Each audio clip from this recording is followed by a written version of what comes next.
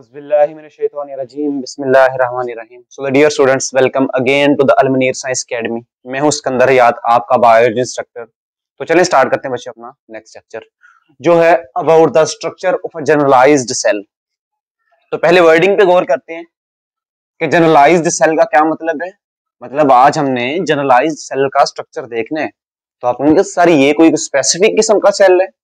तो बच्चों इसकी एक्सप्लेनेशन ये है कि आप देखें कि हमारी बॉडी के अंदर जो डिफरेंट ऑर्गन्स है ना, ठीक है, जो डिफरेंट ऑर्गन्स हैं वो डिफरेंट तरह से फंक्शन परफॉर्म करते हैं। जैसे ब्रेन है, उसका काम है थिंकिंग वाला, स्टमक का काम है डाइजेशन वाला, हार्ट का काम क्या है, उसका पंपिंग वाला काम है। तो मसल सेल्स का काम क्या है, वो कंट्रैक्शन एंड रिलैक्सेशन करते हैं। तो चूंकि चूंकि हर सेल डिफरेंट फंक्शन परफॉर्म कर रहा है, हर सेल क्या कर रहा है, डिफरेंट फंक्शन परफॉर्म कर रहा है। तो बच्चों इसका मतलब हर सेल के जो अंदर ऑर्गेनेलिज हैं या उनका स्ट्रक्चर है वो डिफरेंट होगा। तो एक्चुअली जो सेल काम करता है ना, वो अपनी ऑर्गेनेलिज की वजह से काम करता है। तो जैसे मैं आपसे कहूं मसल सेल को ज्यादा एनर्जी की जरूरत है, मतलब ज्यादा एटीपी की जरूरत है। तो फिर वो क्या करेंगे, वो ज्यादा एटीपी बनाने के लिए उनके अंदर ज्यादा माइटोकॉन्ड्रिया होंगे। तो आप फर्क देख रहे हैं कि हर ऑर्गन के सेल्स के अंदर हर एक ऑर्गेनेली डिफरेंट है।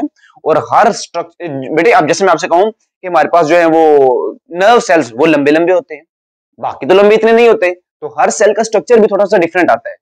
तो आज हमने किसके बारे में देखना है? क्या हमने लिवर के सेल्स के बारे में देखना है, हमने किडनी के बारे में देखना है, हमने ब्रेन, स्टमक या हार्ट, किस ऑर्गन के सेल्स के बारे में देखना है?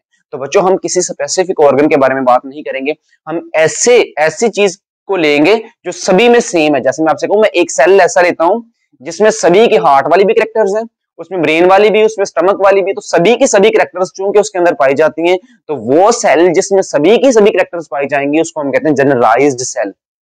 तो हमने क्या देखा, जनरलाइज सेल ऐसा सेल्स है जिसमें सभी के सभी ऑर्गन्स वाली कैरेक्टर्स पाई जाएंगी। हम किसी स्पेसिफिक ऑर्गन के सेल को डिस्क्राइब नहीं करने जा रहे। तो देखिए स्टार्ट करते हैं।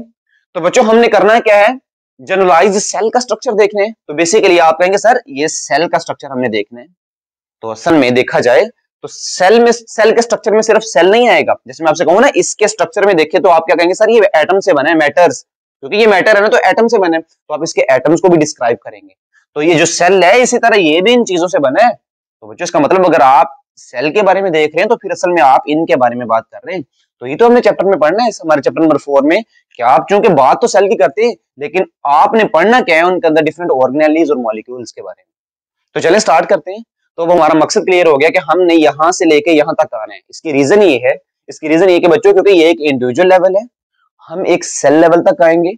ये हमारा कंसर्न है कि हमने किस तरह एक इंडिविजुअल से सेल को अलग करना है और फिर उसको स्टडी करना है। तो बच्चों जो आप नेक्स्ट चैप्टर में पढ़ेंगे राइबोसोम्स, माइटोकॉन्ड्रिया, क्लोरोप्लास्ट के बारे में, तो जैसे जब फॉर एग्जांपल किसी बंदे ने पहले जो है ना वो स्टडी किया होगा या उसने डिस्कवर किया है, तो उसने भी तो ऐसे ही किया है ना कि इंडिविजुअल लेवल से वो सेल लेवल तक आया, फिर उसने सेल को तोड़ के क्या किया, जो डिफरेंट ऑर्गेनेलिज को स्टडी किया है। तो यही तो हम आज काम करेंगे कि हम किस तरह उस बड़े लेवल मतलब इंडिविजुअल लेवल से उस छोटे लेवल तक जा सकते हैं। तो और छोटे लेवल कहां तक जाना है, हमने सेल से छोटे लेवल तक जाना है। इसकी रीजन ये है क्योंकि हम इन सभी को स्टडी करने जा रहे हैं। अब बच्चे इंडिविजुअल्स हमारे पास क्या हैं, जो लिविंग ऑर्गेनिजम्स, उनमें आते हैं प्लांट्स, एनिमल्स, फंजाई, उसके बाद एल्जी और बैक्टीरिया। इनमें जो बैक्टीरिया होते हैं वो तो होते हैं यूनिसेलुलर, मतलब वो होते ही एक सेल वाले हैं, तो उनके लिए कोई प्रॉब्लम नहीं बनेगी। क्यों? क्योंकि ये देखें जी, बाकी सारे के सारे ये मल्टीसेलुलर हैं, तो हमें यहां से यहां तक जाना पड़ेगा। लेकिन बैक्टीरिया सिर्फ यूनिसेलुलर है, तो ये यहां से लेके यहां तक का सफर हमें तय नहीं करना पड़ेगा। हम डायरेक्ट सेल को पे जाएंगे और उसको स्टडी करेंगे। ठीक है, अच्छा अब कंसर्न ये था कि हम देखते हैं कि हम किस तरह कोई एक हम स्टेप कर लेते हैं जी इंडिविजुअल, और वो कौन सा मैंने लिया जी, मैं प्लांट सेल ले रहा हूं। मतलब मैंने प्लांट, और ये प्लांट एक क्या है, इंडिविजुअल। और आप देख रहे हैं इस प्लांट इंडिविजुअल में क्या है, डिफरेंट ऑर्गन सिस्टम्स होने चाहिए थे लेकिन है नहीं। इसकी रीजन ये है क्योंकि प्लांट्स में ऑर्गन सिस्टम नहीं होता। उसके बाद देखें जी ऑर्गन्स, तो बेटा इसके अंदर ऑर्गन्स हैं, रूट्स ऑर्गन्स हैं, ये स्टेम ऑर्गन है और ये लीव्स ऑर्गन्स हैं। चूंकि ये ऑर्गन्स हैं तो ये ऑर्गन्स किसके बने होंगे, ये टिश्यूज के बने होंगे। तो देखें ये ऑर्गन को आपने बड़ा करके देखा तो इसके अंदर बहुत ज्यादा सेल्स मिल रहे हैं आपको। ये देखें कितने ज्यादा सेल्स हैं, और सेल्स का कॉम्बिनेशन क्या कहलाता है, टिश्यू। तो इसका मतलब आपको इस ऑर्गन के अंदर टिश्यूज नजर आ रहे हैं। अब आप क्या चाहते हैं कि आपने क्या एक सेल को निकालना है, तो इसका मतलब आप इन टिश्यूज में से ये जो सेल्स का कॉम्बिनेशन है, इनमें से आप एक सेल को निकालना चाहते हैं ताकि आप इसको स्टडी कर सकें। और बच्चों ये तो यही हिसाब है, जैसे मैं आपसे कहूं कि भाई एक दीवार है, दीवार वो किससे बनी है? वो ईंटों से बनी है। ईंटें मिलती जाती हैं और दीवार बनती जाती है, और वो ईंटों को जोड़ने वाली चीज कौन सी है? वो है सीमेंट। तो इसका मतलब हमें लगता है ऐसे यहां पे भी होगा कि भाई ये जैसे ईंटों ने मिलके एक दीवार को बनाया है, ऐसे ही सेल्स ने मिलके टिश्यूज को बनाया है, तो उनके दरमियान में भी सीमेंट मटेरियल था। तो यहां पर सीमेंटिंग मटेरियल कौन सा है जो सेल्स को मिलाकर टिश्यू बना रहा है? तो बेटा यहां पर सीमेंटिंग मटेरियल होता है पेक्टिन। क्या होता है बेटा? पेक्टिन। जैसे मैं अगर आपको दिखाऊं तो मैं ऐसे कहता हूं कि फॉर एग्जांपल ये सेल्स हैं जो आपस में मिले हुए हैं। बेटा ये सेल आपस में मिले तो आप देखते हैं कि इन सेल्स के दरमियान में ये जो ब्लू कलर है, इसको मैंने बताया कि ये सेल की बाउंड्री है। अब इन सेल के दरमियान में ये क्या होता है? Cementing material.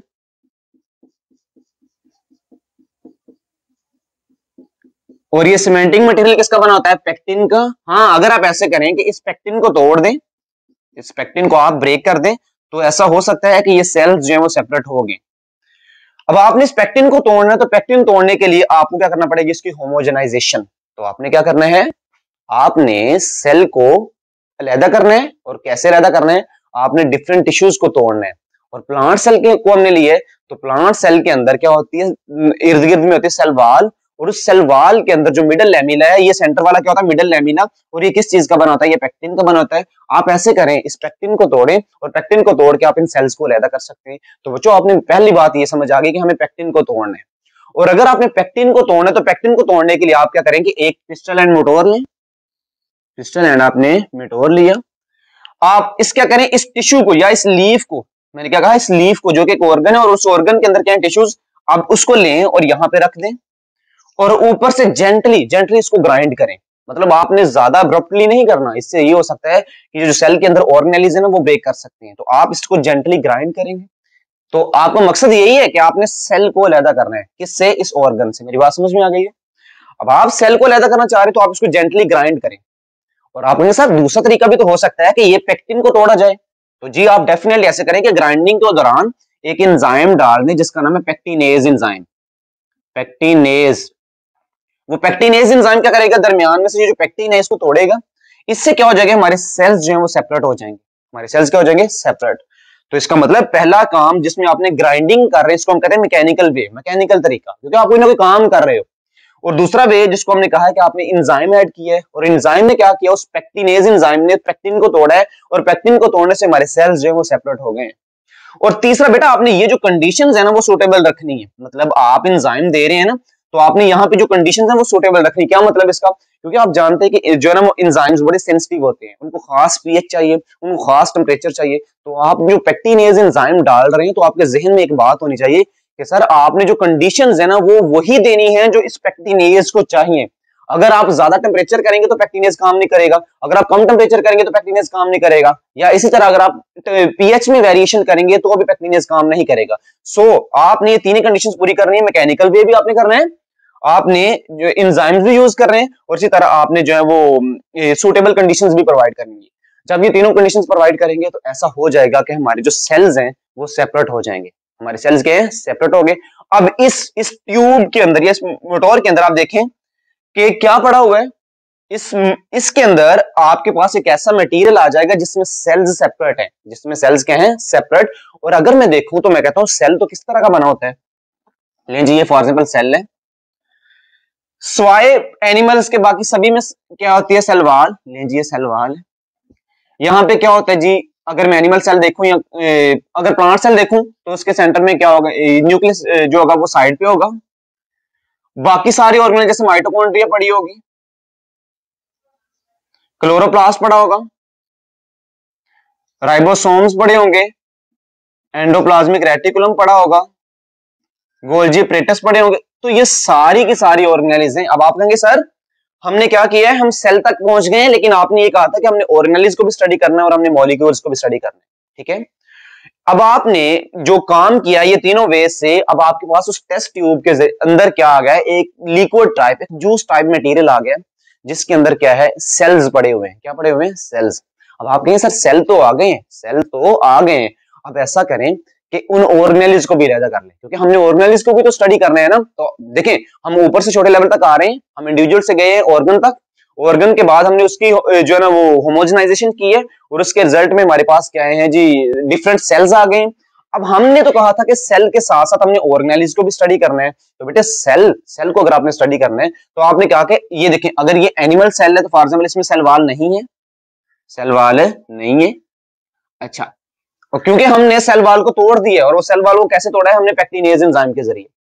अब नेक्स्ट क्वेश्चन ये है कि आपने इस सेल मेम्ब्रेन को तोड़ना है। बच्चे अगर आप ये सेल मेम्ब्रेन को तोड़े तो फॉर एग्जांपल जैसे मैंने कहा था कि सेल वाल के अंदर पेक्टिन था तो पेक्टिनेज हमने डाला। अब देखते हैं कि सेल मेम्ब्रेन के अंदर क्या चीज है और क्या चीज इसको तोड़ सकती है। तो देखा जाए तो सेल मेम्ब्रेन दो चीजों से बनी है, प्रोटीन्स और लिपिड्स से। ठीक है, प्रोटीन्स और लिपिड्स दोनों मिलके क्या बनाती हैं, सेल मेम्ब्रेन। क्योंकि फ्लूइड मोज़ेक मॉडल हमें बताता है यही है कि सेल मेम्ब्रेन दो चीजों से बनी है, प्रोटीन्स और लिपिड्स से, और वो हम नेक्स्ट पढ़ेंगे भी। अब आपने क्या करना है कि आप उस प्रोटीन और लिपिड को तोड़ना चाहते हैं, लेकिन देखा जाए तो प्रोटीन एक्चुअली ज्यादा होते हैं, लिपिड कम होते हैं, अकॉर्डिंग टू योर वर्क। ठीक है, कि प्रोटीन ज्यादा है लेकिन लिपिड्स कम है, लेकिन लिपिड्स ने जगह ज्यादा घेरी होती है, क्योंकि लिपिड्स की बाइलेयर ने जगह ज्यादा घेरी होती है, प्रोटीन तो किसी किसी जगह पे पाए जाते हैं। तो इसका मतलब अब सेकंड ये है कि अगर आप उस लिपिड्स को तोड़ दें तो आपकी सेल मेम्ब्रेन टूट जाएगी। जब सेल मेम्ब्रेन टूट जाएगी ना तो फिर क्या होगा बेटा, सेल मेम्ब्रेन के टूटने से, ध्यान सुनो मेरी बात को, आपके पास ये, अब आप साइटोप्लाज्म में चले जाएंगे और आपके पास डिफरेंट ऑर्गेनेलिज भी आ जाएंगे। तो अब आप ऐसे करें कि ये जब काम ये कर रहे हैं ना तो उसके अंदर एक और इंजाइम डाल दें जिसको हम कहते हैं, ये एक और मटेरियल डाल दें जिसको हम कहते हैं सोडियम डोडिसाइल। जब ये आप सोडियम डोडिसाइल डालेंगे इसके अंदर तो वो क्या करेगा, इस सेल, क्योंकि सेल वाल हमने ऑलरेडी डिस्ट्रॉय कर दी है, अगर वो प्लांट सेल है या बैक्टीरिया या फंजाई सेल है, लेकिन एनिमल सेल के अंदर तो सेल वाल है ही नहीं, एनिमल सेल के अंदर सेल वाल है ही नहीं, तो बेटे उसके लिए तो हमारा कंसर्न ही नहीं है। तो हमने कहा कि अब बारी आती है सेल मेम्ब्रेन की, तो आपने सेल मेम्ब्रेन को तोड़ना है, तो सेल मेम्ब्रेन को तोड़ने के लिए मैंने कहा आपको लिपिड को तोड़ना पड़ेगा, और लिपिड को तोड़ने के लिए आपने क्या डाल दिया उसके अंदर, सोडियम डोडिसाइल। अब सोडियम डोडिसाइल क्या करेगा, इस लिपिड्स को तोड़ेगा, तो इसका मतलब हमारी सेल मेम्ब्रेन भी टूट गई। अब ये जो सेल मेम्ब्रेन भी टूटी तो इसका मतलब मैं ये कहूंगा कि ये जो ट्यूब के अंदर हमारी डिफरेंट ऑर्गेनेलिज भी इकट्ठी हो जाएंगी। तो अब इस ट्यूब के अंदर, जिसके अंदर आपने लीफ डाला था, लीफ को ब्रेक करके आपने क्या, पहले सेल्स तोड़े निकाले, फिर सेल मेम्ब्रेन को तोड़ के आपने क्या किया, जो उसके डिफरेंट ऑर्गेनेलिज भी अलग-अलग कर ली। अब उस मटेरियल के अंदर, उस ट्यूब के अंदर आपके पास बहुत ज्यादा चीजें, एक फ्लूइड, एक मिक्सचर पड़ा हुआ है, जिसके अंदर में भी ऐसा हो सकता है कि कुछ ऐसे सेल्स भी होंगे जिनकी सेल मेम्ब्रेन सही तरह से ना टूटी हो और वो पूरा का पूरा सेल पड़ा हो, और ऐसा भी हो सकता है कि सेल मेम्ब्रेन टूटने के बाद जो सारी की सारी ऑर्गेनेलिज और मॉलिक्यूल्स का मिक्सचर वो पड़ा हो, और ऐसा मिक्सचर जो यहाँ पे पड़ा है इसको हम कहते हैं होमोजेनाइज्ड मिक्सचर। क्या कहते हैं बेटा, होमोजेनाइज्ड मिक्सचर। और वो क्योंकि वो जूस बना हुआ है ना, और इस अमल को हम कहते हैं होमोजेनाइजेशन। ठीक है, तो एक्चुअली हमने क्या कर लिया, होमोजेनाइजेशन हमने कर ली है, जिसमें हमारे पास एक ऐसा फ्लूइड आ गया है जिसमें ऑर्गेनेलिज भी हैं, मॉलिक्यूल्स भी हैं, हमारे पास कुछ सेल्स भी हैं, तो ये सारा फ्लूइड है। अब आप कहेंगे सर हमने क्या करना है, हमने सभी को अलग-अलग करना है। नेक्स्ट स्टेप क्या है भाई, आपने इनको अलग-अलग करना है। मतलब आप चाहते हैं सेल्स अगर हैं तो वो अलग हो जाएं, अगर ऑर्गेनेलिज हैं तो वो अलग हो जाएं, और उन ऑर्गेनेलिज में से भी जो डिफरेंट डिफरेंट ऑर्गेनेली हम गेन करेंगे उस अमल को हम कहते हैं सेंट्रीफ्यूगेशन या सेल्फ फ्रैक्शनेशन। आइए देखते हैं ये क्या होता है बेसिकली। तो सबसे पहले बच्चों ये बात है कि अब हमने क्या करना है कि इस टेस्ट ट्यूब को लेना है। ठीक है, इस ट्यूब को लेना है जिसके अंदर एक फ्लूइड पड़ा हुआ है, और वो कौन सा, होमोजेनाइज्ड मटेरियल है। उसको लें और उसको एक मशीन के अंदर डाल दें जिसको हम कहते हैं सेंट्रीफ्यूज। जब आप उस मशीन के अंदर डालेंगे ना सेंट्रीफ्यूज को, तो ध्यान सुनो मेरी बात को, कि जैसे ही आपने क्या किया, उस मशीन के अंदर टेस्ट ट्यूब को डाला, तो वो मशीन क्या करेगी, उस टेस्ट ट्यूब को ऐसे ऐसे घुमाएगी, जैसे जैसे ये घूमेंगी तो बेटा जो चीज सेंटर की तरफ घुमाती है वो फोर्स कहलाती है सेंट्रीपिटल फोर्स। तो इसका मतलब इसके अंदर क्या होगा, सेंट्रीपिटल फोर्स। नहीं जी, ध्यान सुनो मेरी बात को, कि सेंट्रीफ्यूगेशन में होता क्या है कि आपने मशीन के अंदर डाला, मशीन के अंदर जैसे ही आप टेस्ट ट्यूब को रखते हैं तो वो क्या करता है, उसको घुमाता है, और घुमाने से क्या होगा कि एक ऐसी फोर्स है जो सर्कुलर पाथ में रखती है, उसको हम कहते हैं सेंट्रीपिटल फोर्स। और बेटे हर एक्शन का क्या होता है, reaction, according to the Newton third law. अब हर एक्शन का रिएक्शन वो क्या बता रहा है कि अगर कोई फोर्स अंदर की तरफ खींच रही है तो वैसे ही कोई फोर्स है जो बाहर की तरफ खींच रही है, जिसको हम कहते हैं सेंट्रीफ्यूगल फोर्स। ले जी, सेंट्रीफ्यूगल सेंट्रीफ्यूगल फोर्स। ये फोर्स कहां पर पाई जाती है? उस मशीन के अंदर, इसीलिए हमने इसको नाम क्या दिया? सेंट्रीफ्यूज का। तो आपने को मैंने क्या बताया कि उस ट्यूब के अंदर जो मटेरियल है उसके ऊपर सेंट्रीपिटल फोर्स तो लग ही रही है, जो सेंटर की तरफ लगा रही है, और उसके ऑपोजिट डायरेक्शन में बाहर की तरफ खींचने वाली भी एक फोर्स है जिसको हम कहते हैं सेंट्रीफ्यूगल फोर्स। अब ध्यान सुनना मेरी बात को। अगर किसी, जैसे ये टेस्ट ट्यूब इधर मूव कर रही है, टेस्ट ट्यूब अगर ऐसे मूव कर रही है, अगर इसको बाहर की तरफ खींचा जाए तो ये ऐसे टिल्ट हो जाएगी, तो ये ऐसे ऐसे मूव करना शुरू कर देगी। क्या है कि भाई जैसे ही पहले ऐसे थी, सेंट्रीफ्यूगल फोर्स ने उसको बाहर की तरफ घुमाना शुरू कर दिया। अब आपको मैं बताऊं कि सेंट्रीफ्यूगल फोर्स का फार्मूला क्या होता है? F is equal to M V square over R. एक लम्हे के लिए आप ऐसे करें कि इसको आप कांस्टेंट मान लें, तो हमारे पास क्या है? फोर्स जो है वो डायरेक्टली प्रोपोर्शनल किसके है? मास के। ये बात बहुत अहम है। इसका मतलब मैं क्या आपको ये समझाना चाहता हूं कि ऐसी चीजें, देखो जिसका मास ज्यादा होगा उसके ऊपर फोर्स भी ज्यादा लगेगी। तो उस मटेरियल, उस सेंट्रीफ्यूज के अंदर ऐसी चीजें जिनका मास होगा ज्यादा, जिनका मास क्या होगा? ज्यादा, उनके ऊपर सेंट्रीफ्यूगल फोर्स भी ज्यादा लगेगी, और वो ज्यादा बाहर की तरफ, क्योंकि सेंट्रीफ्यूगल फोर्स बाहर की तरफ खींच रही है, तो वो ज्यादा बाहर की तरफ जाएगी। और बाहर की तरफ का मतलब क्या है? कि वो नीचे जाके बैठेगी। तो हाँ, अगर उस मटेरियल के अंदर सेल्स हैं, क्योंकि सेल्स का मास ज्यादा है ऑर्गेनेली से, तो उनके ऊपर सेंट्रीफ्यूगल फोर्स ज्यादा लग रही है, क्योंकि उनका मास ज्यादा है। तो जैसे सेंट्रीफ्यूगल फोर्स ज्यादा लगेगी तो वो जाके सबसे नीचे बैठेंगे। इसी तरह बच्चों, जो ऑर्गेनेलीज है, जो ऑर्गेनेलीज, अगर वो ऑर्गेनेलीज में से भी जो ऑर्गेनेली सबसे बड़ी है, जिसका मास ज्यादा है, सॉरी बड़ी का नहीं, जिसका मास ज्यादा है, जिसका मास ज्यादा होगा, उसके ऊपर फोर्स ज्यादा लगेगी और वो जाके नीचे नीचे बैठती जाएगी। तो बेटे यहाँ पे मैं आपको एक रिलेशन करवा देता हूँ। डेंसिटी किसके बराबर होती है? Density is equal to mass over volume. इसका मतलब जिसका मास ज्यादा है उसकी डेंसिटी भी ज्यादा है। तो इसका मतलब फिर मैं ऐसे भी लिख सकता हूँ कि फोर्स किस पे ज्यादा लगेगी? जिसकी डेंसिटी क्या होगी? ज्यादा। तो हम डेंसिटी की बेस पे क्या करते हैं? चीजों को अलग कर लेते हैं। मतलब जिसकी डेंसिटी ज्यादा है मतलब उसका मास ज्यादा है, जिसका मास ज्यादा है उसके ऊपर फोर्स भी ज्यादा है, और वो सबसे नीचे जाके बैठता जाएगा। तो जब हमने ये काम किया तो हमें पता चला कि एक लेयर बन गई है। उस लेयर में जो सबसे भारी चीज है वो सबसे एंड पे, जो उससे हल्की वो उससे ऊपर, जो हल्की उससे ऊपर, जो हल्की उससे ऊपर। इस तरह आपके पास एक लेयर बन गई है जिसमें डिफरेंट चीजें सेपरेट हो गई on the basis of the density. तो ये जो अमल है इसको हम कहते हैं सेंट्रीफ्यूगेशन। और इसमें आपने सेल के फ्रैक्शंस बना दिए। फ्रैक्शन का मतलब ही क्या होता है? लेयर्स। आपने सेल के डिफरेंट कंपोनेंट्स की लेयर्स बना दी है। मतलब सबसे बारी, उससे हल्का, उससे हल्का, उससे हल्का, उससे हल्का।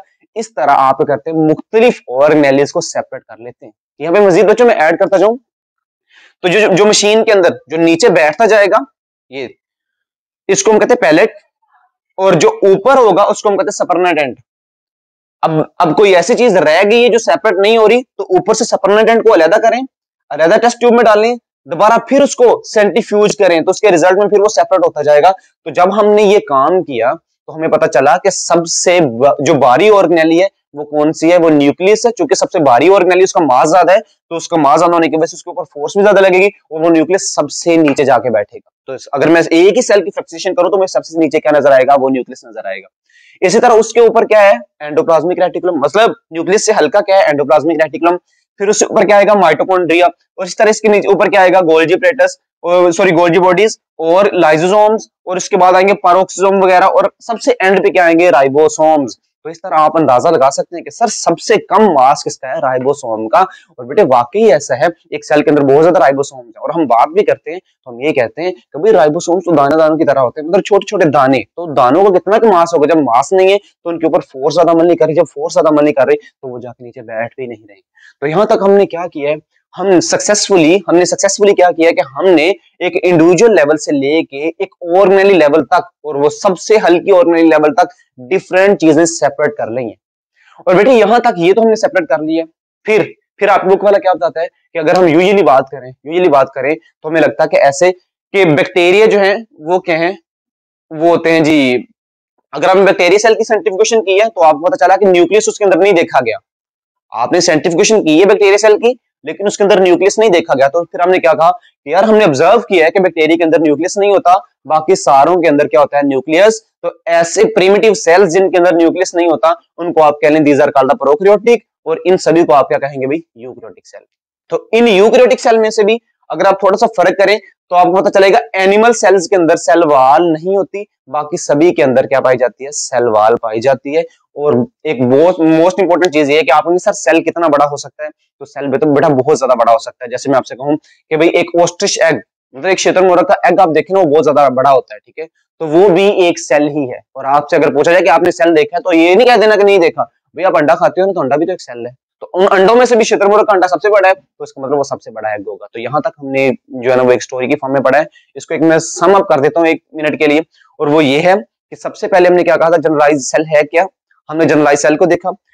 फिर उसके बाद हमने क्या देखा, लिविंग ऑर्गेनिजम्स क्या है, वो हमने देखी, ये लिविंग ऑर्गेनिजम्स है।